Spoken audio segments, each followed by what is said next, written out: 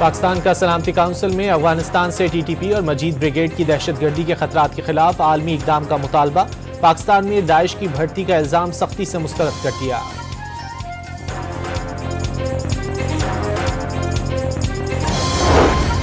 Hamas ने यरगमालियों की रिहाई रोक दी। इसराइल मुनज़्ज़म तरीके से जंगबंदी मुआहदे की खिलाफ वर्जियां कर रहा है। हमास का इल्ज़ाम, इसराइली फौज को अलर्ट रहने की हिदायत। फौजियों की छुट्टियां भी मनसूख कर दी गई।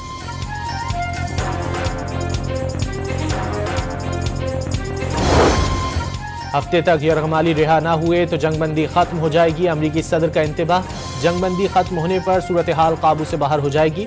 उम्मीद है उर्दन पनाह गुज़ीन लेने पर तैयार हो जाएगा।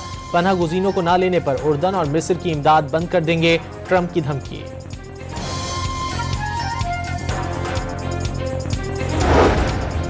वज़ीर-ए-आज़म शहबाज शरीफ आज अरब अमारात की समिट से खिताब करेंगे। दुबई में कारोबारी शख्सियात और सरमायाकारों से मुलाकात। एक साल में मैक्रो इकनॉमिक इस्तेहकाम आ गया।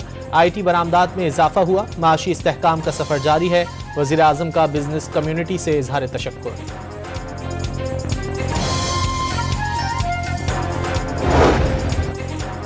चेयरमैन PTI बैरिस्टर गौहर ने एस्टेब्लिशमेंट से राब्ते खत्म होने का एतराफ़ कर लिया। सिर्फ एक बार राब्ता हुआ था। धीमे अंदाज और दानिशमंदाना फैसलों के तहत कोई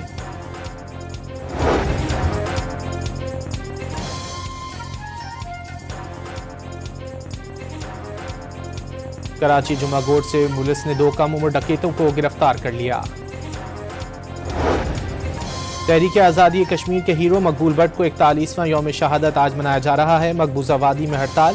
भारतीय हुकूमत ने इंसाफ का कत्ल करते हुए 11 फरवरी 1984 को तिहाड़ जेल में मकबूल भट्ट को फांसी दी थी।